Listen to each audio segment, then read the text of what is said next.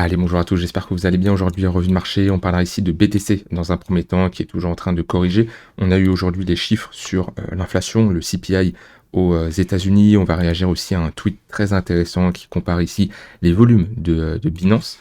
On parlera bien sûr d'Ether, hyper liquide. On verra le marché US comme d'habitude et trois actifs que vous m'avez demandé d'analyser, XMR, SOX et SMH.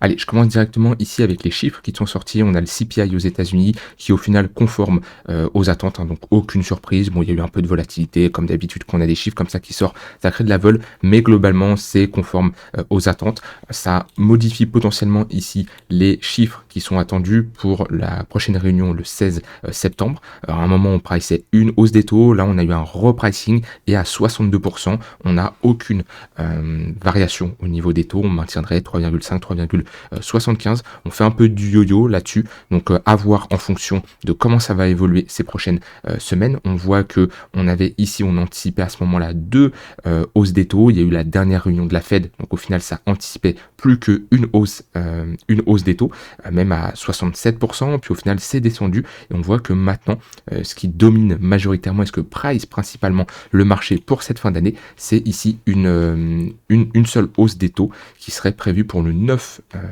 décembre. Et encore, après, bien sûr, ça peut varier, hein. Je vous rappelle, pour septembre, il y a encore un mois, on prévoyait deux hausses des taux. Au final, là, on price sûrement aucune hausse du tout. On resterait sur 3,5 et 3,75. Et ça ne me surprendrait pas que jusqu'à la fin d'année, comme ça, on reste sur des taux qui ne vont pas trop bouger. Parce que, je vous rappelle, hein, la Fed sur les derniers mois, là, on a globalement baissé les taux. On était bien plus haut, hein. Si je prends ici une charte qui nous montre l'évolution des taux, hop, on voit bien qu'on avait ici une stabilisation vers les 5,25, 5,50 à ce niveau-là. Et on a une Fed qui a baissé ses taux. Mais en général, hein, on n'aime pas baisser et remonter les taux rapidement. On ne fait pas du yo-yo, hein. Quand on varie au niveau des taux, on voit bien, on a des grosses baisses à ce niveau-là, des hausses également. Mais c'est le but, hein, c'est pas de baisser, monter et faire ça en permanence. Donc je pense qu'on va plutôt maintenir ici. En tout cas, ça serait bien d'avoir des chiffres qui conforment ça à une situation qui s'améliore et qui n'empêche pas, qui ne pousse pas la Fed à monter ses taux. En tout cas, ça serait plutôt bullish pour les risk-on. Donc voilà, ça c'était pour l'annonce sur le CPI. On a ici BTC qui continue de corriger suite à sa réaction vendeuse sur l'extrémité des 65 500 $. Pour le moment, on est toujours bloqué dans ce gros range et je profite pour faire la transition sur ce tweet qui est très intéressant.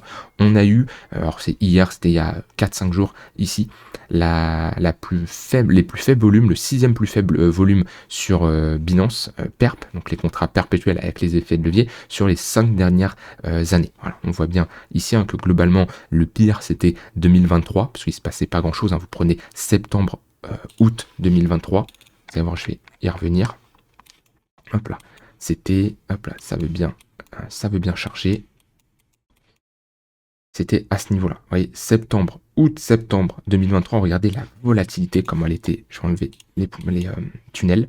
Regardez la volatilité, comment elle était hyper faible à ce niveau-là. Très faible volatilité. Et c'était là les pires moments. C'est souvent là où on pose des bottoms, où on dégoûte pas mal de monde. Et c'est vrai, je me rappelle à ce moment-là, les marchés, ils étaient... il se passait rien en fait. Regardez les bougies là. C'était des clôtures à très faible amplitude, même dans cette zone-là, alors que là, on est au mois de septembre, hein. Vous voyez, après, c'est... fin octobre qu'on pump, mais globalement toute une partie du mois de septembre on s'est également ennuyé et encore avoir une très faible volate, vous voyez, un 24 décembre c'est pas surprenant, ok, au mois d'août c'est pas surprenant, donc voilà, mais c'est vrai que septembre on a eu une très faible volate et là on retrouve à nouveau un mois avec beaucoup moins de volume ici. Alors j'ai dit volatilité, je parle ici du volume, sachant que faut pas oublier qu'il y a beaucoup plus d'intervenants en 2026 qu'en 2023. Donc c'est aussi quelque chose à prendre en compte, hein, parce qu'il y a beaucoup plus d'utilisateurs. Maintenant, bon, il y a eu quand même, avec Mika, tout ça, beaucoup de personnes qui sont parties de Binance pour aller sur d'autres exchanges. C'est également quelque chose à prendre en compte. Mais en tout cas, ça nous montre une chose, il y a un désintérêt total des cryptos. Ça c'est factuel. Et des fois, c'est là aussi où c'est le plus intéressant. On avait fait une vidéo il y a 3-4 jours, quelque chose comme ça, ou peut-être une semaine, où j'en parlais, où je vous disais, c'est quand très peu de gens s'intéressent au marché, quand plus personne n'en parle, que c'est le plus intéressant. Et alors que ce soit BTC, Ether, peut-être d'autres cryptos également, c'est pas quand il y a une forte volatilité, il y a des grosses amplitudes, ça on peut le mesurer avec un indicateur comme le HVP qui permet de mesurer la volate, mais vous voyez quand et là, c'est ce que je disais, en septembre-août 2023, volatilité très très faible, flash violet, etc. Là, c'est toujours dans ces zones de désintérêt qu'il peut y avoir des opportunités qui se construisent. C'est pas qu'on a des gros pics comme ça, comme ici, là où on a un gros pump ou un gros dump. Alors, des fois, ça dépend, mais c'est souvent qu'on a des gros pumps, qu'on a quand même pas mal de volatilité avec des gros pics. C'est pas là où il faut commencer à construire des positions long terme et s'y intéresser. Non, en général, c'est beaucoup trop tard et vous n'allez pas avoir les meilleures entrées. Là, on commence à avoir un flash violet en weekly sur le BTC. Je vous rappelle, ça c'est un indicateur que vous pouvez récupérer sur le Discord. Il permet de mesurer la volatilité passée et déterminer actuellement si on est dans une forte volatilité ou pas. Et pour le moment, on a ici un flash violet. Alors attention, hein, la bougie weekly n'est pas terminée. Donc il faut attendre les clôtures pour affirmer qu'on a un flash violet. Un flash violet, ça veut dire quoi? Ça veut dire que la volatilité est au plus bas depuis un moment, on peut s'attendre à un gros mouvement. Alors, on peut enchaîner 2, 3, 4 bougies comme ça dans le violet, hein, et on voit qu'au moment où la volatilité revient, eh ben, c'est un gros mouvement. On le voit à ce niveau-là, quand la volatilité est revenue, bam, on a eu un gros mouvement à la baisse. Là, on a eu un flash violet, et la semaine d'après, on a fait ici un moins 15%. Donc voilà, ça ne me surprend pas. Comme j'ai dit, on est sur le mois d'août, on voit en daily, ça flash plutôt pas mal. Après, on peut rester dans des phases comme ça, vous voyez, ici, du fin avril jusqu'au, pendant 2 semaines, là, 15 jours, 13 jours à peu près, on a eu ici une très faible volatilité à ce niveau-là. Et on voit que quand elle est revenue, bam, gros mouvement. Bah là, on peut très bien faire la même chose, hein, pendant 15 jours, pousser peut-être jusqu'à la rentrée en septembre ou fin août, et ensuite avoir un gros mouvement. Ce qui est sûr, c'est que on est sur, d'un point de vue volume, les niveaux les plus bas, des niveaux historiques, ok. D'un point de vue volatilité, c'est le cas également, et on est en fait, c'est là où le plus important, c'est votre money management, c'est votre gestion de capital pour la suite. Parce que là-dessus, c'est soit on pose un bottom et on a une grosse impulsion haussière et ça y est, le bear market est terminé, on repart en bull market, etc. Ou au moins on part dans un range et la fin d'une tendance baissière à long terme. Ou alors on a une dernière jambe baissière. On ne peut pas l'anticiper, on ne peut pas le prédire. Techniquement, on est toujours dans une tendance baissière. Donc si je dois parier sur un mouvement, statistiquement parlant, quand tu es dans une tendance baissière, tu as plus de chances d'avoir un nouveau mouvement baissier qu'un mouvement haussier. Voilà, c'est factuel. Maintenant, c'est pas all-in, c'est pas du sûr à 100%. Donc ça, c'est quelque chose à prendre en compte. Et ça, ce qui est le plus important, c'est la gestion de votre balance cash crypto, quelque chose que je parle très très souvent. Les personnes qui ont mis ça en place, je vous le dis, ça leur a changé leur vision d'investir sur les cryptos. C'est pas tout le monde qui parle de ça sur YouTube, sur Internet. Hein. On n'est pas juste à, comme certains pourraient le faire, acheter, tout vendre d'un coup, tout racheter à chaque fois. Non, le but c'est une gestion d'un curseur d'exposition que vous allez déterminer. Hein. Certains actuellement vont être à 50-50, ça veut dire 50% crypto, 50% de cash. D'autres vont être à 40-60, ce qui est à peu près mon cas, 40% crypto, 60% de cash.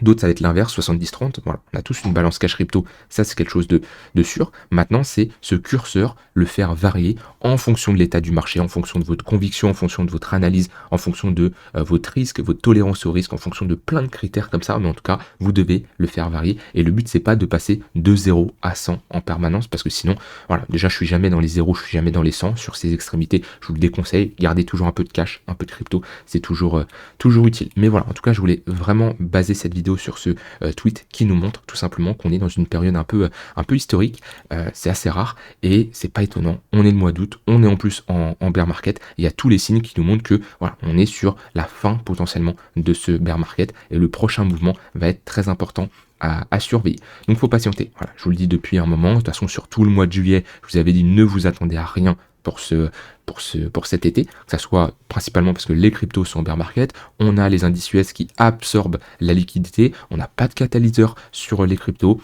faut patienter, ok, laissez la fin de cet été, retrouver ici l'ouverture des marchés, alors même si les marchés oui sont ouverts pendant l'été, mais c'est globalement plus calme parce que les institutions sont moins devant les écrans, départ de vacances, etc.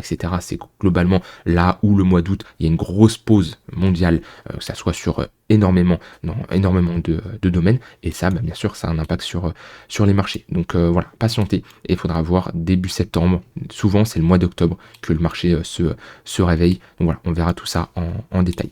Maintenant, on a quand même ici un mouvement baissier. Ça, on l'avait vu ensemble suite à cette baisse-là, cette chute violente qu'on avait eue, où j'avais dit ça y est, on part dans une tendance baissière court terme. On voit qu'on est passé sous le 15 minutes, on a eu un premier rejet à nouveau quand on est revenu le chercher. On a eu ensuite un rebond tunnel 1 heure, et là globalement on rejette. Donc ouais, la dernière fois je vous en avais parlé, c'était à ce niveau-là du marché. On avait fait une update, on était dans cette zone-là, je vous ai dit surveiller le premier pullback, tunnel 3 minutes, le premier pullback tunnel 15 minutes également. Et qu'est-ce qu'on voit? Premier pullback tunnel 3 minutes ici, rejet. Le deuxième, on a eu un rejet également. Quand le 3 minutes casse, qu'est-ce qu'on fait? On va ensuite chercher le tunnel 15 minutes. On a rejeté à nouveau. Là, le 15 minutes a cassé. Qu'est-ce qu'on a fait? On était chercher le tunnel 1 heure. On a rejeté. Typique d'une tendance baissière. C'est comme ça qu'on trade sur différentes unités de temps, une trend. C'est-à-dire qu'au début, on va voir le départ d'un mouvement baissier, un momentum baissier, un flux baissier, et bien on va chercher à l'accompagner dans le sens de sa tendance. On va pas commencer à prendre des longues qu'on a comme ça un marché qui baisse. On prend des moyennes mobiles court terme, on a des premiers rejets dedans, ça se short. Au bout d'un moment, des moyennes mobiles, ça casse. Pourquoi? Parce que les petites unités de temps, et ben ils ont un essoufflement de leur tendance baissière. Et ben il faut surveiller les unités de temps au-dessus. Quand on regarde le 5 minutes, ensuite on regarde le 15 minutes. Le 15 minutes, il rejette. Ensuite, il s'essouffle, on casse. C'est le 1 heure, etc., etc. Donc pour le moment, on est bien parti dans une tendance baissière, ok, avec toujours ce momentum baissier, une tendance qui fait creux et sommet de plus en plus bas. Ici, on a un petit point d'intérêt parce que pour le moment, on marque une petite pause sur cette zone-là des 63 400 $. Maintenant, ce qui manque ici, c'est une inversion de notre dynamique. On voit qu'on rentre peut-être dans un range, mais un range qui est toujours dans une pression baissière. Il y a deux niveaux à surveiller. Soit on a la cassure de ce niveau-là, c'est un prolongement de cette tendance baissière, et là on pourra aller bien plus bas, notamment revisiter les 62 400 $. Et ensuite, si par contre on arrive à casser ce niveau à la hausse des 64 400, inversion de notre dynamique baissière, à ce niveau-là, on break les pressions sommets. Ici, à ce niveau-là, changement de dynamique, et là on pourra s'attaquer au sommet des 65 500. Donc globalement, plutôt vendeur actuellement court terme, pas vendeur sur un niveau de support. On vend toujours quand on a des retracements, ok. Après on attend une réaction vendeuse, on attend un signal, une pattern dans une zone qui nous intéresse, mais en aucun cas je prends des shorts ici sur un niveau de support, pour la simple et bonne raison que à ce niveau-là, mon ratio risque-récompense n'est pas du tout intéressant. Si je mets un stop loss, je le mets où? Je le mets au-dessus de ce sommet-là, vraiment pas intéressant. Je le mettrai serré, ok, mais est-ce que c'est un stop loss logique? Je ne pense pas. Et même à ce niveau-là, mon risk reward n'est pas du tout intéressant. Non, on attend des replis, on chope ici une réaction vendeuse suite à une pattern, un signal, ça c'est propre à vous. Et là ensuite, on peut aller chercher du 2 pour 1, 3 pour 1, retester un creux, revenir chercher une zone que vous avez déterminée avant, bien entendu. Voilà, c'est comme ça en tout cas qu'on trade de manière professionnelle. Maintenant, je sais qu'il y en a beaucoup ici qui sont beaucoup moins devant les écrans, qui ne tradent pas sur du court terme et qui s'ennuient sur du long terme. Et ben, je vous l'ai toujours dit, hein, le but ici, c'est de patienter, hop, et surtout, à ce niveau-là, de préserver votre capital. Parce que c'est dans ce moment-là, dans ce genre de moment, où des fois le marché est compliqué mentalement parlant, et souvent, le marché est très compliqué, pas quand il baisse, parce qu'il y a de la volatilité, il y en a qui achètent, c'est intéressant, pas quand il monte, parce que là c'est simple de trader pour faire de la continuation de tendance, c'est plus agréable, il y a un engouement, le portefeuille augmente également, mais quand le marché ne fait rien, faible volatile et dans un range. Et souvent c'est là où les pires décisions sont prises. Je repense au gros range de 8 mois qu'on avait fait en 2024, qui avait commencé en mars à peu près, qui s'était terminé en octobre. Beaucoup ont cramé leur capital à cet endroit-là. Donc préservez votre capital, patientez. Je vous rappelle, quelqu'un qui va trader mais qui va perdre de l'argent, bah au final, c'est une moins bonne performance que la personne qui a rien fait du tout et au final qui s'en sort avec 0% de rendement. C'est toujours mieux qu'une personne qui a pris moins 5, moins 10%. Puis après, vous pouvez faire du staking. Vous pouvez, je vous rappelle, ceux qui le veulent, là, vous avez 8% de bonus de dépôt sur OKX jusqu'à 5 000 €. Donc quelqu'un qui veut faire quand même travailler son argent, il a la possibilité. Et même ici, ça marche sur tous les dépôts, hein. BTC, Ethereum, l'euro, l'USDC, etc. Donc voilà, c'est pour tout le monde peut en profiter, c'est cumulable d'ailleurs avec les précédentes campagnes et c'est une manière de également faire fructifier votre capital. Je vous rappelle, vous avez le lien en description si ça vous intéresse. Voilà globalement sur le BTC. Au niveau ici d'Ether, un peu plus fort que le BTC, on voit bien, on est quand même venu chercher ici tous les creux qu'on avait déterminés. On a eu du coup tout simplement un long squeeze et on voit qu'il n'y a pas eu du tout de réaction de ce côté-là.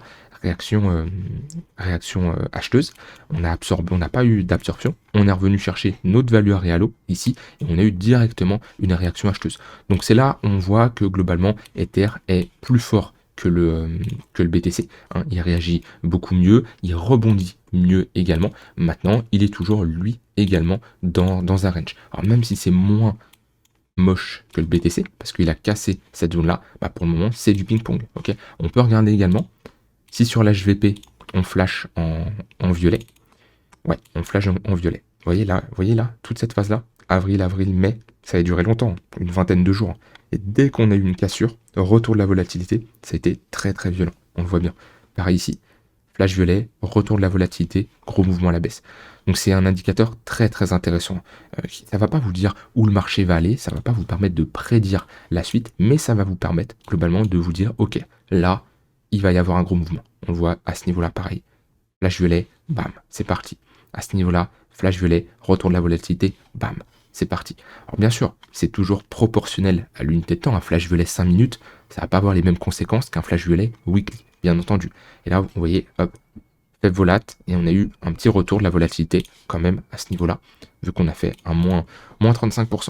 Donc ce qu'il faut regarder également sur Ether, c'est la paire ETH BTC, qui est plutôt pas mal depuis qu'on a validé ce bottom. Moi, je vous avais dit dans tous les cas, le niveau qu'il ne faut pas réintégrer, c'est cette zone-là, ici, parce qu'on serait sur la réintégration et surtout la cassure d'un creux important. Là, pour le moment, on est dans une compression, ça serait bien d'accepter au-dessus de cette zone pour vraiment valider la cassure du tunnel daily. Et on a le tunnel 4 heures qui vient faire office de compression, de support, hein. Il a fait office de résistance pendant la baisse et maintenant il fait office de support. Donc ouais, c'est plutôt correct que ce que Ether est en train de nous faire. Il faudrait vraiment confirmer en cassant cette zone-là et surtout sur la paire contre le dollar, casser ici cette résistance-là. C'est vraiment cette résistance qu'il faut casser, s'attaquer au tunnel daily, voir après comment ça se comporte, hein. Ça se trouve on va rejeter pour former une plus grosse structure, c'est pas impossible, mais en tout cas Ether, j'ai l'impression qu'il a envie de gagner face au BTC et surtout de rattraper toute sa baisse qu'il a depuis maintenant des années, hein. Ça fait depuis un long moment que Ether sous-performe le BTC, peut-être qu'ici on va performer, mais voilà, il faudra attendre pour avoir cette réponse-là, la cassure de ce niveau-là, et voir comment le BTC se comporte également face à Ether. Faut pas bien sûr se précipiter parce que sur du long terme, le scénario est toujours pareil. On est dans une tendance baissière sur Ethereum. Au niveau de hype plus fort, ok, c'est sur les derniers temps.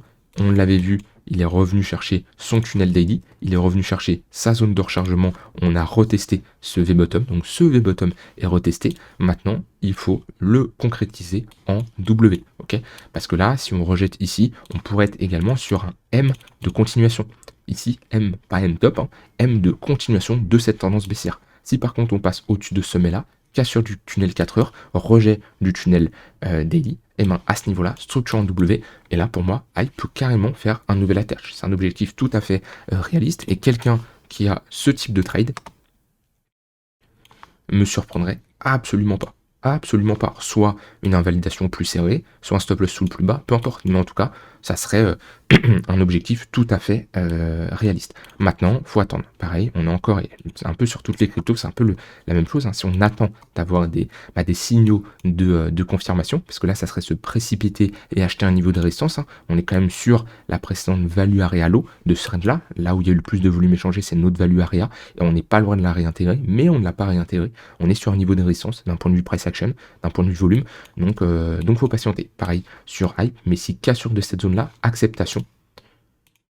Ici, ça peut être pas mal. Alors, ce qu'il faut absolument pas faire, c'est break et réintégrer. Parce que là, bien sûr, c'est bearish et c'est toujours réagir à ce qu'on voit en temps réel.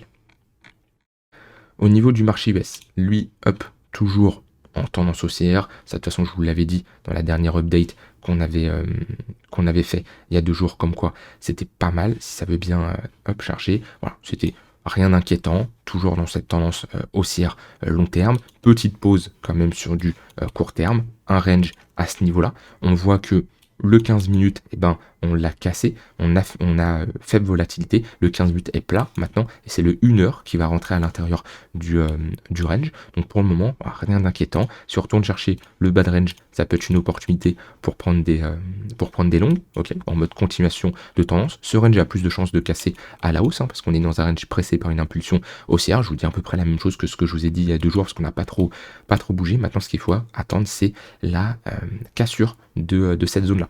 On va voir le tunnel 4 heures qui va s'aligner sur ce niveau de support, qui est notre précédent ATH, qui est un niveau qu'il ne faut absolument pas réintégrer.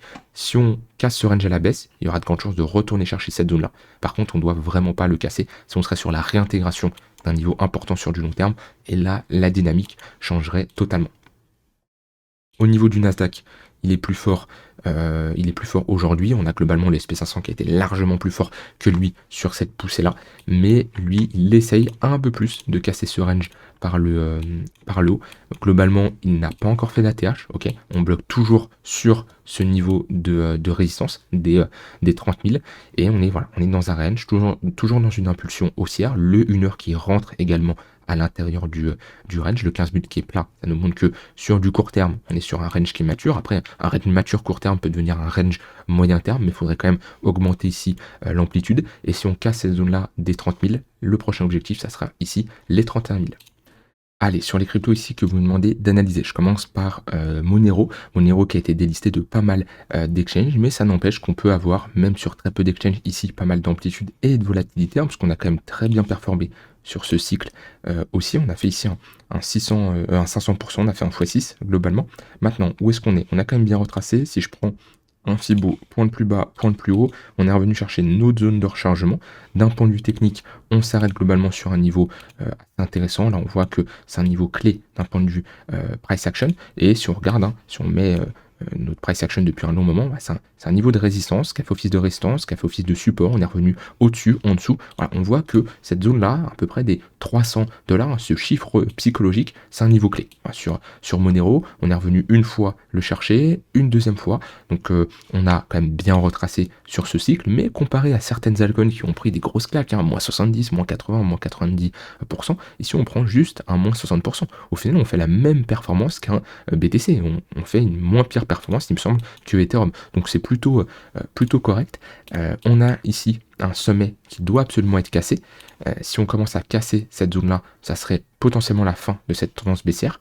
On a ici un tunnel 3 jours qui fait office de support, ce qui est assez ouf, hein. Vous regardez l'ensemble du tunnel 3 jours des altcoins, ADA, AVAX, etc. Il est orienté à la baisse et c'est catastrophique. Et on a un tunnel daily qui est ici plutôt plat, ce qui nous montre qu'on est dans un range qui dure depuis un moment, un range depuis février, et globalement un range qui commence à être mature, hein, qu'on commence à avoir un tunnel daily qui est plat. Ça nous montre qu'on a un range qui est mature, hein. Vous voyez à ce niveau-là, hop, tunnel daily qui est plat pendant un long moment. Au moment où ça casse, ça explose, hein. On voit que le niveau important, il était ici. Au moment où ça a cassé, bah ça a explosé. Donc là, on peut range encore plus longtemps. C'est pas parce que le range est mature qu'il doit absolument casser tout de suite maintenant. Mais en tout cas, on est sur un range ici assez important. Et la grosse zone à surveiller, c'est les $440. Alors, ça peut être assez haut à acheter, hein. À partir du moment où on casse cette zone-là, on sort de notre zone de rechargement. Maintenant, ça dépend de l'intérêt que vous portez à Monero. Est-ce que vous l'achetez d'un point de vue performance? Est-ce que vous l'achetez d'un point de vue utilité sur l'utilisation du token? Ça, bien sûr, c'est propre à vous. Maintenant, oui, en tout cas, c'est une crypto qui a moins corrigé. Il n'y a pas énormément de ventes dessus. Et ce qu'il faut prendre en compte, c'est, vu qu'il n'y a pas énormément d'exchanges qui le listent, des fois, il peut y avoir pas mal de volatilité, parce qu'il y a moins de carnets d'ordre, il y a moins d'algorithmes qui vont tourner là-dessus, et automatiquement, la volatilité peut être bien plus importante, vu que les carnets d'ordre vont être un peu plus vides, en tout cas bien plus importants que sur des cryptos comme le BTC. Donc c'est pour ça d'ailleurs que ça a bien performé, je pense que ça a joué. Et alors oui, bien sûr, quand on est moins listé sur des exchanges, on est moins mis en avant, mais dans tous les cas, c'est pas pour ça qu'une crypto ne peut absolument pas performer. On a déjà vu des cryptos qui ont explosé à la hausse en étant listés juste sur KuCoin, sans être sur Binance, Coinbase, etc. Donc voilà, en tout cas, Monero, ça reste une crypto très intéressante à détenir sur du long terme. Faut pas en acheter n'importe où non plus, mais on a quand même bien retracé. Et là, globalement, c'est un range. Voilà. Si ça revient chercher l'extrémité basse, bonne zone pour chercher des achats, et l'extrémité haute, bonne zone pour chercher des ventes, sauf si on a une cassure. Là, dans ce cas-là, on pourra jouer, bien sûr, le break pullback. Si on perd cette zone-là, la prochaine zone long terme, ensuite, c'est les $180. Pour moi, la grosse zone qui doit absolument pas être réintégrée, sinon, d'un point de vue technique, la chart sera totalement moche, c'est cette zone-là des 180. Avec, bien sûr, un niveau intermédiaire quand même à ce niveau-là, au niveau des $240, $250. Voilà sur Monero. Ensuite, on a ici une analyse de SOX. D'un point de vue long terme, c'est totalement bullish, ça a explosé. Alors, on est ici dans les semi-conducteurs, donc automatiquement avec le narratif, en ce moment, il y a tout qui est porté par le haut ici, où on regarde bien sûr, allez, 2000, allez, 2025, là, à ce niveau-là, ce pic-là, on a quand même fait un x4. Alors certains vont dire, ouais, un x4, c'est tout. Ouais, on est ici sur des actions, on n'est plus sur des cryptos, donc automatiquement, des fois, certains peuvent avoir des performances qui semblent, un x4, c'est excellent sur une très courte période, comme ça sur une action, parce que dans les cryptos, des fois, certains sont habitués au x10, donc ça semble très peu. Non, je vous le dis, un x4, c'est une très bonne performance, surtout en aussi peu de temps, clairement. Attention à pas trop être matrixé par les performances sur les altcoins. Pour certains, ça peut vous, comment dire, ça peut vous paraître énorme, alors que, comment dire, un x4, ça peut paraître peu énorme pour certains, alors que je vous le dis clairement, c'est une très bonne performance. Maintenant, on a eu ici un retracement, moins 25%. Moi, je vous rappelle, hein, en tout cas, ma façon de procéder, si vous êtes sur un actif qui performe sur du long terme et qui ne retrace jamais, on va se mettre en logarithmique, le plus intéressant, c'est toujours les moins 25, moins 30%. À partir de moins 25, moins 30, ça s'achète en mode DCA, ok, parce que le but, c'est pas de se positionner n'importe où non plus, mais quand vous commencez à avoir un moins 25, moins 30%, c'est une bonne zone d'achat. Souvent, ça sera en confluence en plus avec le tunnel 3 jours. Ok, et souvent, là, c'est des bonnes opportunités. Maintenant, oui, quand on a une charte comme ça, c'est très délicat de faire all-in. On est ici sur une charte verticale. Maintenant, oui, une charte comme ça, verticale, peut continuer à être verticale. Et on peut très bien faire ça, et repartir, et continuer. Bien entendu, ça peut durer très longtemps.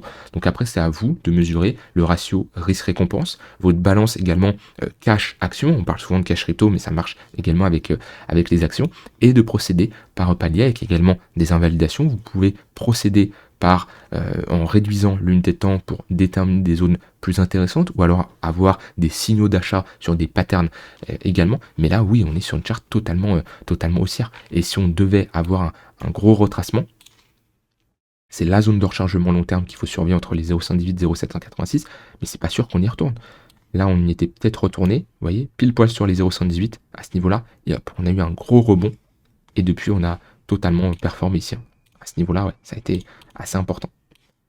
Là, on revient même pas chercher les 0,392, ce qui nous montre que le momentum est très fort. Donc le mieux, c'est attendre des retracements de moins 20, moins 25%. Ça s'achète, mais pas n'importe comment, avec une invalidation, avec du money management. Et souvent, sur ce genre d'actifs qui performent, le meilleur investisseur qui va le mieux s'en sortir, faire une bonne performance, sans stresser, sans avoir un gros drawdown, c'est pas celui qui va être le meilleur d'un point de vue technique, c'est celui qui va mieux gérer son money management. Et c'est quelque chose de primordial, d'accord, vraiment important.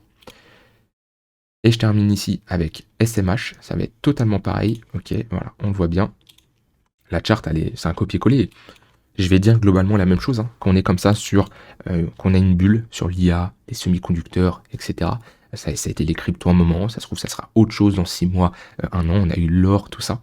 Le mieux, c'est d'accompagner ce flux. Alors là, bien sûr, hein, quelqu'un qui se positionne sur du moyen terme, il met des moyennes mobiles, les pullbacks, 4 heures, daily, tout ça, ça s'achète. Hein. Continuation de tendance, on cherche des confluences avec des points pivots, des tunnels, des niveaux de support, des niveaux clés, et tous les replis, bien sûr, ça s'achète. J'ai dit moins 20, moins 25, ça c'est pour quelqu'un qui fait du long terme, hein. Mais quelqu'un qui fait du court terme, du moins 10, ça peut également s'acheter. Bien sûr, c'est propre à chacun. Donc déjà, sur des règles qu'on peut se fixer comme ça quand on a un fort momentum, c'est 1, je ne short pas, 2, j'accompagne la tendance, 3, je laisse respirer mes trades parce que j'ai de la volatilité, je mets pas des stop loss trop serrés. Sur du long terme, je peux me positionner, mais pas n'importe comment. Ok, j'attends d'avoir des replis au moins de moins 20, moins 25%. À ce niveau-là, on avait eu combien? Vous voyez, moins 30%. Parfait. Et surtout, je rentre progressif. Et j'ai un excellent money management. J'ai des règles, j'ai des invalidations, et je prends quand même mes profits sur la montée. Voilà, globalement, j'ai fait tout le tour sur ce que je voulais vous dire aujourd'hui, sur le tweet que je vous ai parlé tout à l'heure, sur les chiffres qui sont sortis. Soyez prudents, il y aura un gros mouvement qui va arriver. Ça peut être dans une semaine, dans 2 semaines, dans 1 mois. Difficile de le prédire, mais en tout cas, la volatilité va revenir. Si vous voulez faire fructifier votre capital, je vous rappelle, vous avez des 8% de bonus de dépôt sur OKX. Et ensuite, le mieux, c'est clairement de patienter au vu des conditions du marché. Je vous souhaite une très bonne soirée et je vous dis à bientôt pour une prochaine vidéo. Bye bye.